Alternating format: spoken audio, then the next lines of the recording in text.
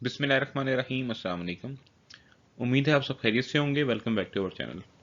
आज हम आपके लिए मैथमेटिकल इकोनॉमिक्स की एक न्यू वीडियो लेकर आए हैं। जैसा कि आप सबको मालूम है कि हम मैट्रिसेस के ऊपर जो है वो डिस्कशन कर रहे थे। पिछले दो से तीन लेक्चर्स भी हमने मैट्रिसेस के ऊपर ही डिस्कशन की है। उसका लिंक जो है वो आपको नीचे भी मिल जाएगा डिस्क्रिप्शन के अंदर, और ऊपर भी मैं लिंक्स डाल दूंगा ताकि आप पहले वो वीडियोस भी देख लें जिसमें हमने मैट्रिसेस की टाइप्स को डिस्कस किया है, उसका इंट्रोडक्शन डिस्कस किया है, और उसके अलावा जो है वो हमने मैट्रिक्स ऑपरेशंस के ऊपर एक वीडियो बनाई है जिसमें हमने मैट्रिक्स मल्टीप्लिकेशन को तफसील के साथ डिस्कस किया है। वो तमाम वीडियोस उम्मीद है आपने वॉच कर ली होंगी। अगर नहीं की तो आप जाकर नीचे डिस्क्रिप्शन बॉक्स में या ऊपर दिए गए लिंक से जाकर वॉच कर सकते हैं। आज की ये जो वीडियो है इसके अंदर हम डिटर्मिनेंट्स के ऊपर डिस्कशन करेंगे। डिटर्मिनेंट मैट्रिसेस का एक इंपॉर्टेंट टॉपिक है, थोड़ा टेक्निकल भी है, लेकिन जैसा कि आपको मालूम है हम कोशिश करेंगे कि आपको आसान से आसान करके समझाया जा सके ताकि डिटर्मिनेंट निकालना, किसी भी मैट्रिक्स का डिटर्मिनेंट निकालना आपके लिए जो है वो बिल्कुल इजी हो जाए और आप किसी भी मैट्रिक्स का डिटर्मिनेंट निकालने के काबिल हो जाएं। तो आइए बगैर किसी देर के वीडियो का आगाज़ करते हैं। हम आज की वीडियो में जैसे कि टॉपिक इंट्रोड्यूस कर चुके हैं कि हम डिटर्मिनेंट्स के ऊपर जो है वो डिस्कशन करेंगे। तो सबसे पहले हम ये डिस्कस कर लेते हैं कि डिटर्मिनेंट डिफरेंट मैट्रिसेस किस तरह से निकालते हैं, उसका जनरल रूल क्या है। तो डिटर्मिनेंट जो निकाला जाता है वो बेसिकली ऑर्डर के लिहाज से निकाला जाता है, जिसको हम ऑर्डर ऑफ मैट्रिक्स या साइज ऑफ मैट्रिक्स कहते हैं, जो हमने इंट्रोडक्टरी वीडियोस के अंदर आपको तफसील से बताया। ऑर्डर बेसिकली होता है रोज क्रॉस कॉलम, उसको हम ऑर्डर कहते हैं। अब अगर square matrix of order one हो, square matrix of order one, तो वो उसका मतलब होता है 1 क्रॉस 1, और इसका मतलब ये है कि इसके अंदर 1 रो होगी और 1 कॉलम होगा, मतलब एक ही एलिमेंट होगा, जिस तरह कि आपके सामने लिखा हुआ है। तो जो डिटर्मिनेंट है वो लिखते इस तरह से जिस ए इज इक्वल टू ए आई जे का मतलब ये यानी कि कोई भी नंबर यहाँ पे हो सकता है। तो डिटर्मिनेंट क्या के लिए हम क्या करेंगे कि इसके गिर्द ये दो लाइंस लगा देंगे। यहाँ अगर आप देखें तो ब्रैकेट्स लगी हुई हैं, ठीक है। मैट्रिक्स में जब डिटर्मिनेंट निकालते हैं तो फिर क्या करते हैं, इसको दो लाइंस लगा देते हैं, और यहाँ ए आई जे की जगह भी हमने क्या किया, दो लाइंस लगा दिया। आई जे बेसिकली रोज कॉलम्स के लिए होता है, तो यहाँ पे हमने 1 1 लिख दिया। तो अगर कोई भी मैट्रिक्स ऐसा हो जो ऑर्डर 1 का हो तो उसका डिटर्मिनेंट वही होता है जो मैट्रिक्स दिया हुआ, क्योंकि उसको सॉल्व क्या करेंगे, एक ही जब एलिमेंट है। उसके बाद जो समझने वाली बात है और जहाँ से हम जिसकी एग्जांपल्स भी हम कुछ सॉल्व करेंगे, वो है कि अगर हम आपका स्केयर मैट्रिक्स ऑफ ऑर्डर 2 हो, अगर स्केयर मैट्रिक्स ऑफ ऑर्डर 2 हो तो उसका मतलब ये होता है कि आपकी दो रोज हैं और दो ही क्या हैं, कॉलम्स हैं। इसको आप कैसे सॉल्व करेंगे? सबसे पहले जो स्टेप है डिटर्मिनेंट निकालने के लिए वो यही है कि आप इसी मैट्रिक्स को उठाकर यूं इस तरह से दो लाइंस लगाकर, ठीक है, मैट्रिक्स का नाम भी लिखते हैं और इसके दरमियान भी जो आपका पहले मैट्रिक्स लिखा हुआ था, एरे लिखा हुआ है ये, वहां पे भी दो लाइंस इस तरह से लगा दें। ये जो ब्रैकेट्स है मैट्रिक्स वाली वो आपने क्या करनी है, सबसे पहले खत्म कर देनी है, ठीक है। उसके बाद आपने क्या करना है, ये जो एरोस लगे हुए हैं ना, ये एरोस, ये आपको समझाने के लिए है, ये आपने पेपर में नहीं लगाने, ये सिर्फ आपकी अंडरस्टैंडिंग के लिए लगाए गए हैं कि किस तरह से हो रहा है। ये जो डायगोनल है ना, देखें ये जो एरो लिखा हुआ है A11 A22, तो A11 को मल्टीप्लाई कर देना है आपने किसके साथ, A22 के साथ। ये आप देखेंगे क्या बन जाएगा, ये A11 A22, ठीक है। ये वाला जो डायगोनल है ना ऊपर से नीचे की तरफ, तो इसको हम क्या करेंगे, जो राइट साइड पे आ रहा है इसको हम क्या करेंगे, पहले मल्टीप्लाई कर देंगे, फिर बीच में माइनस का साइन आएगा, ये बाय रूल माइनस आएगा और हमेशा माइनस आएगा 2 क्रॉस 2 मैट्रिक्स में। माइनस के बाद क्या लिखेंगे, जो दूसरा आपका डायगोनल है ये, वो क्या बन जाएगा, A12 A21, ठीक है, इस एग्जांपल के अंदर। तो इसको आप लिख देंगे मल्टीप्लाई करके। अब जो भी नंबर्स यहाँ पे हों उसके ये आपस में मल्टीप्लाई हो जाएंगे, माइनस ये आपस में मल्टीप्लाई हो जाएंगे, फिर उनको माइनस कर देंगे तो हमारे पास फाइनल आंसर आ जाएगा। ये इसका जनरल फॉर्मूला है। दोबारा से सुन लें कि ये आपके सामने मैट्रिक्स एक दिया हुआ है, चार एलिमेंट्स इसके दरमियान लिखे हुए हैं, ठीक है, ये मैट्रिक्स फॉर्म में लिखा हुआ है, ये ब्रैकेट्स लगी हुई हैं।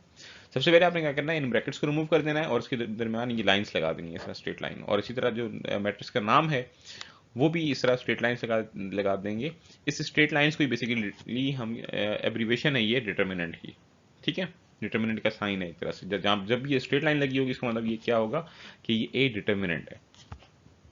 उसके बाद क्या करेंगे, पहले डायगोनल इनको मल्टीप्लाई करना है, ठीक है, बीच में हमेशा माइनस का साइन आएगा, फिर दूसरे डायगोनल को इस तरह मल्टीप्लाई कर देना है। बहुत इजी प्रोसेस है। कुछ एग्जांपल्स हम करेंगे तो आपको मजीद बेसिक अंडरस्टैंडिंग बहुत बेहतर करके हो जाएगी। अब आप देखें ये आपके सामने एक एग्जांपल लिखी हुई है, डायरेक्ट हमने पहले ही लाइंस डाल दी हैं इसमें, ठीक है। तो 3 4 2 -5, तो सेम वही बात है कि सबसे पहला स्टेप क्या था कि आपने इस डायगोनल को मल्टीप्लाई करना है। क्या करना है? इस डायगोनल को मल्टीप्लाई करना है। ये आप देखें तो 3 × 4, ठीक है। सबसे पहले क्या लिख दिया हमने? 3 × 4, ये स्टार का मतलब मल्टीप्लाई होता है, आपको पता ही होगा। बीच में माइनस का साइन फॉर्मूले का आएगा, हमेशा क्या आएगा? माइनस का साइन। उसके बाद ये दोनों नंबर आपस में मल्टीप्लाई हो जाएंगे, ठीक है। ये दोनों नंबर आपस में मल्टीप्लाई हो जाएंगे, तो -5 मल्टीप्लाई बाय 2, जो भी साइन इधर होंगे ना वो एज इट इज आ जाएंगे, लेकिन ये बीच वाला साइन हमेशा माइनस रहेगा, ठीक है। तो -5 मल्टीप्लाई बाय 2, तो -5 जब मल्टीप्लाई बाय 2, इनको सॉल्व कर लेंगे। 3 मल्टीप्लाई 4 क्या होता है? 12, बीच में माइनस उसी तरह आया। -5 मल्टीप्लाई बाय 2 क्या होगा? -10 होगा। आपको पता है कि जब माइनस प्लस मल्टीप्लाई होते हैं तो साइन माइनस का ही आता है, प्लस माइनस मल्टीप्लाई होंगे तब भी साइन माइनस का ही आएगा, और अगर प्लस प्लस मल्टीप्लाई हो तो साइन क्या होता है? प्लस का, और माइनस माइनस मल्टीप्लाई हो तब भी साइन क्या आता है? प्लस का आता है। आसान रूल ये है कि अगर डिफरेंट साइन हो तो साइन हमेशा नेगेटिव आएगा मल्टीप्लिकेशन में, और अगर सेम साइन हो तो साइन हमेशा पॉजिटिव आएगा जब भी हम मल्टीप्लिकेशन करेंगे। तो आप देखें ये जो माइनस माइनस आपस में मल्टीप्लाई होगा तो क्या हो जाएगा? प्लस हो जाएगा, ठीक है। तो 12 + 10 22, डिटरमिनेंट आ गया। दोबारा से 3 मल्टीप्लाई 4 12, ठीक है, -5 मल्टीप्लाई बाय 2 तो -10, 12 -10 तो माइनस माइनस प्लस हो गया, 12 + 10 22, ठीक है। बहुत आसान मेथड है। एक और छोटी सी एग्जांपल का हम कर लेते हैं कि इसका डिटरमिनेंट अगर हमने निकालना हो, ये आपके सामने एग्जांपल दी हुई है, तो कैसे निकालेंगे? सेम वही बात है कि ये लाइंस लगा दी हमने, कोई नाम भी रख सकते हैं अगर हम चाहें तो। जिस फॉर एग्जाम्पल इसका नाम अगर ए रख दूं यहाँ पे, तो ए लिख के और डिटरमिनेंट लगा देंगे। तो वही सेम स्टेप्स हैं। 4 मल्टीप्लाई 5, पहले 4 को 5 से मल्टीप्लाई करना है इस तरह, बीच में हमेशा माइनस आएगा। आप चाहें तो यहाँ ब्रैकेट्स लगा सकते हैं, चाहे आपको पता लग जाए ये पहली टर्म है और ये क्या है? दूसरी टर्म है। ब्रैकेट्स लगाना बेहतर होता है, जिस तरह पिछली एग्जाम्पल में लगी हुई थी। तो 4 मल्टीप्लाई 5 माइनस 2 मल्टीप्लाई बाय -3, तो 4 मल्टीप्लाई बाय 5 क्या आ जाएगा? 20, फिर 2 मल्टीप्लाई बाय -3 क्या हो जाएगा? 6, तो -6 और ये वाला माइनस क्या हो जाएगा? आपस में प्लस हो जाएगा, ठीक है। ये आप इसको इस तरह भी समझ सकते हैं, -2 मल्टीप्लाई बाय -3 तो +6 आ जाएगा। तो 20 + 6 आंसर क्या आ गया? 26 आ गया। ये आपने खुद भी सॉल्व करने की कोशिश करनी है इनको, ठीक है। तो 2 × 2 मैट्रिक्स का डिटरमिनेंट अगर हमने निकालना हो तो वो तो काफ़ी आसान है, उसमें कोई ऐसा प्रॉब्लमेटिक बात नहीं है। प्रॉब्लम कब आता है? प्रॉब्लम उस तरह से नहीं आता, लेकिन थोड़ा कॉम्प्लेक्स प्रोसेस कब होता है कि जब आपके पास 2 × 2 की जगह 3 × 3 का मैट्रिक्स हो। 3 × 3 का मतलब क्या है कि जब आपके पास 3 रोज हों और 3 कॉलम्स हों, उसका डिटरमिनेंट हम किस तरह निकालेंगे, तो वो भी आपको मैं इजी करके सुनाने की कोशिश करूंगा। आपने स्टेप्स को फॉलो करना है। अगर आप स्टेप्स को फॉलो करेंगे प्रॉपरली तो कभी भी आपके डिटरमिनेंट निकालने के मेथड के अंदर जो है वो प्रॉब्लम नहीं होगी। और डिटरमिनेंट आप सबको भी मालूम होगा, अगर नहीं भी मालूम तो डिटरमिनेंट बहुत इंपॉर्टेंट इसलिए भी है क्योंकि आगे जब हम इक्वेशंस को सॉल्व करना सीखेंगे क्रैमर रूल से या इनवर्स मेथड से, तो उसमें डिटरमिनेंट निकालना जो है वो उसका एक स्टेप है। तो जब तक आपको डिटरमिनेंट नहीं निकालना आएगा, आप इनवर्स ऑफ मैट्रिक्स नहीं निकाल सकते। अगर आपको डिटरमिनेंट नहीं निकालना आता तो आप क्रैमर रूल नहीं अप्लाई कर सकते। तो डिटरमिनेंट इसलिए निकालना बहुत ज़्यादा इंपॉर्टेंट है, समझना इसको बहुत ज़्यादा इंपॉर्टेंट है। अब हम 3 × 3 का एक मैट्रिक्स हम लिखते हैं यहाँ पे, ठीक है। ये जनरल मैट्रिक्स लिखा हुआ है, A11 A12, इनकी जगह कोई भी नंबर हो सकता है। मैंने आपको पहले भी शायद बताई थी ये बात। अगर आपके पास ये एक मैट्रिक्स है, इसमें देखें 3 रोज हैं 3 कॉलम्स हैं, ये स्क्वायर मैट्रिक्स ऑफ ऑर्डर 3 है कि 3 × 3। इसका डिटरमिनेंट किस तरह निकालेंगे? थोड़ा सा आपने घबराना नहीं है, इसको स्टेप बाय स्टेप लेके चलेंगे तो आपको समझ आ जाएगी बात। पहला स्टेप क्या है कि इस ए के दरम्यान बाहर आपने इस तरह लाइन्स लगा देंगे डिटरमिनेंट की, और ये जो मैट्रिसेस हैं इनको भी हम क्या करेंगे? रिप्लेस कर देंगे इन्हीं लाइन्स के साथ। पहला स्टेप आ गया।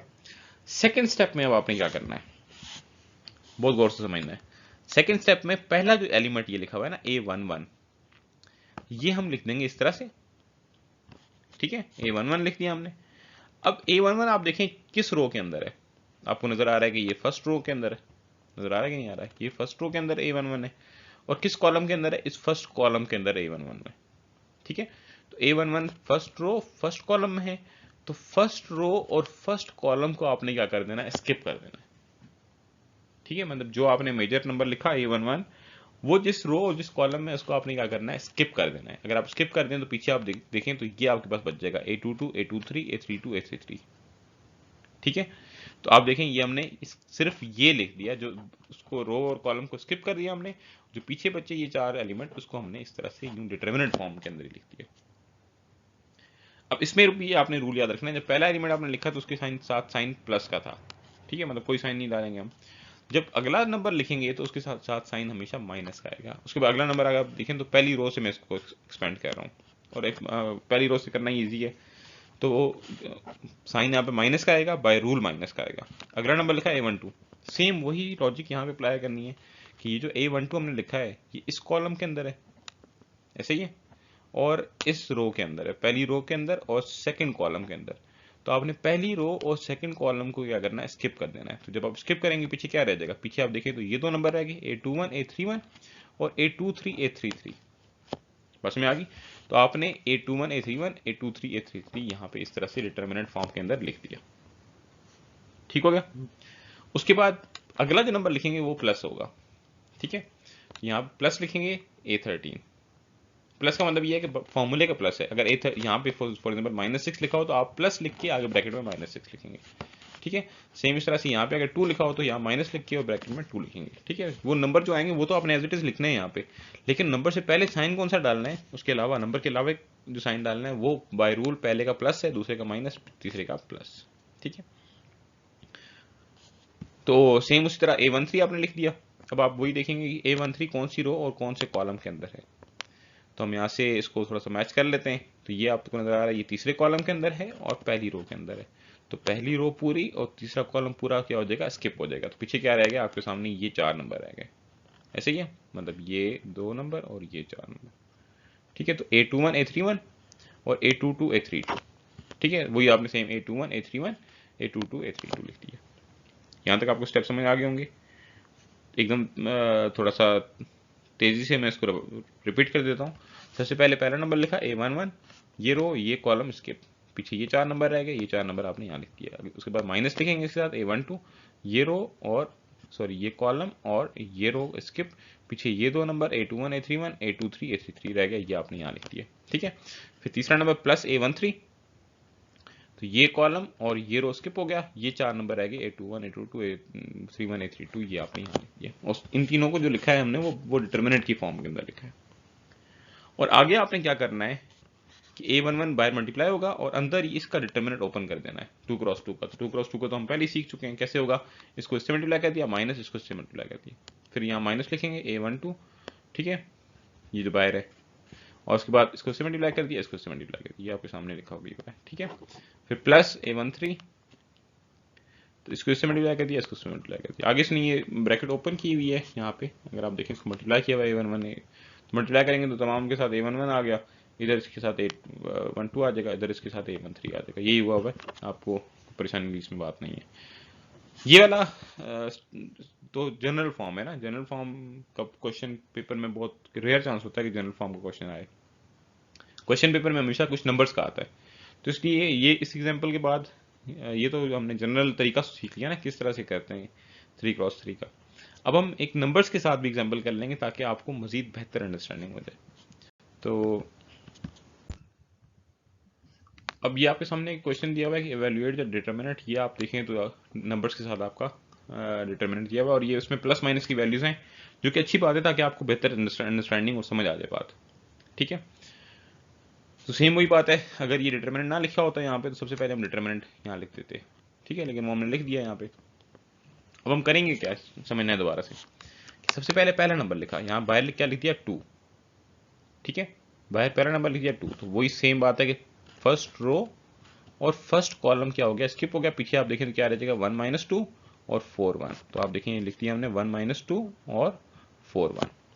ये पहला स्टेप, मतलब इसका जो पहला है वो बन गया।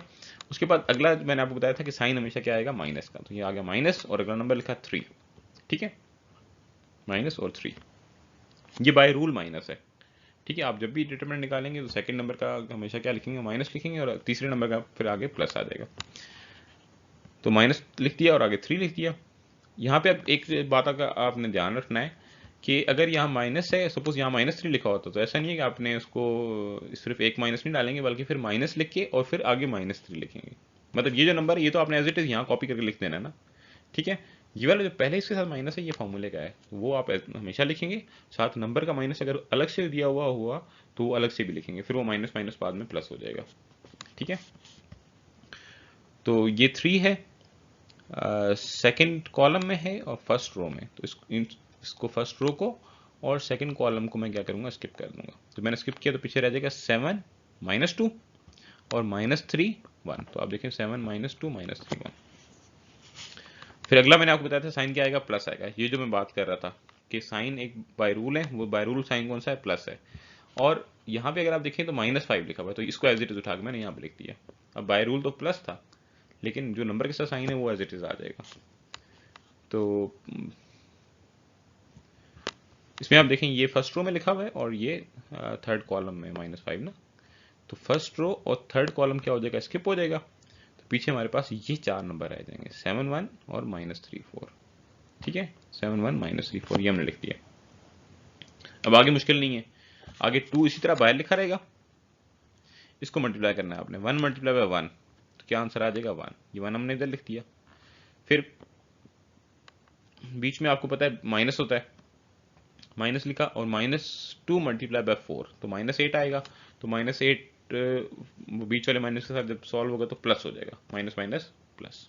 इसको आपने एक स्टेप बीच में आप करना चाहें अलग से, जैसे हमने पहले किया वो भी आप कर सकते हैं कि ब्रैकेट्स लगा के पहले लिखें 1 मल्टीप्लाई 1, ठीक है, फिर लिखें माइनस, फिर -2 मल्टीप्लाई 4, फिर उसको सॉल्व करें, फिर आगे फिर ये स्टेप लिखें, ठीक है। लेकिन क्योंकि आपको बेसिक अंडरस्टैंडिंग होगी तो इसलिए ये स्टेप्स मैंने डायरेक्ट किए हैं, मैं साथ बोल रहा हूँ, आप मेरी वॉइस को फॉलो कीजिएगा कि किस तरह से हो रहा है, ठीक है। तो ये 1 + 8 हो गया। अगला -3 उसी तरह रहा, 7 मल्टीप्लाई बाय 1 7 आ गया, बीच में फॉर्मूले का माइनस, -2 मल्टीप्लाई बाय -3 तो +6 हो जाएगा, ठीक है। तो 6, ये प्लस माइनस क्या हो जाएगा, -5 आ गया। 7 मल्टीप्लाई 4 28 और ये आप देखें तो -3 हो जाएगा ना, 1 मल्टीप्लाई बाय -3 तो माइनस माइनस क्या हो जाएगा, प्लस हो जाएगा, ठीक है। तो 28 + 3 किस तरह होगा वो यहाँ पे स्टेप्स हुए नहीं हुए तो एकदम से मैं लिख नहीं सकता, या राइटिंग के ऑप्शन नहीं है, वरना मैं आपको लिख के समझा भी देता। ध्यान से दोबारा सुने कि 7 मल्टीप्लाई 4 क्या हो गया 28, फिर बीच में यहाँ माइनस आएगा ना, क्या आएगा, माइनस। माइनस किसका आएगा, फॉर्मूले का। फिर 1 मल्टीप्लाई बाय -3 तो माइनस एक फॉर्मूले का डला हुआ है, फिर आगे -3 तो 2 दफा माइनस आ गया, जब 2 दफा माइनस है तो वो प्लस हो गया। सेम इस तरह यहाँ पे देखें, 1 मल्टीप्लाई 1 1 आ गया, माइनस फॉर्मूले का, -2 मल्टीप्लाई बाय 4 तो -8 तो फिर 2 दफा माइनस आ गया, माइनस माइनस +8। इसमें देखें ये माइनस आया है, क्यों आया है, क्योंकि इसमें एक दफा ही माइनस था।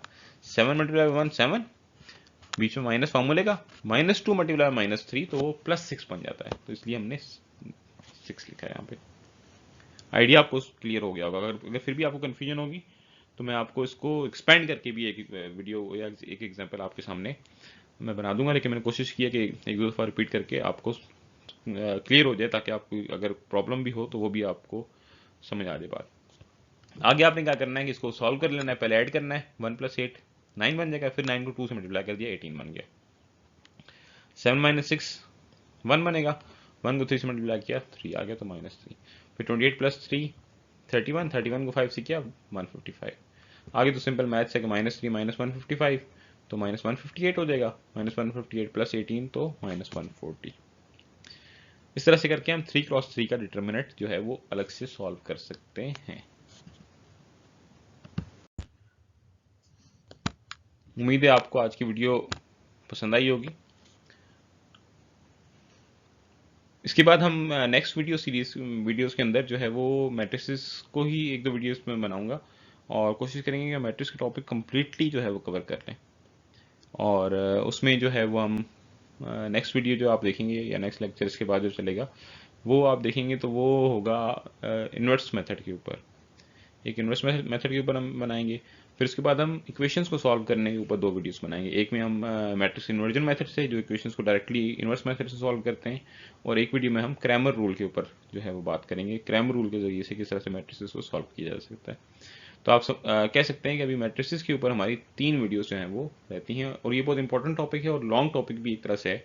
इसीलिए मैंने कोशिश की है कि इसको बिल्कुल बेसिक से लेके मैं स्टार्ट करूँ, और बेसिक्स से लेकर फिर मैं आगे आहिस्ता आहिस्ता चला जाता जाऊँ, ताकि अगर किसी स्टूडेंट को बेसिक्स का भी नहीं आइडिया तो वो भी जो है वो हमारे साथ साथ लर्निंग प्रोसेस में शामिल हो जाए।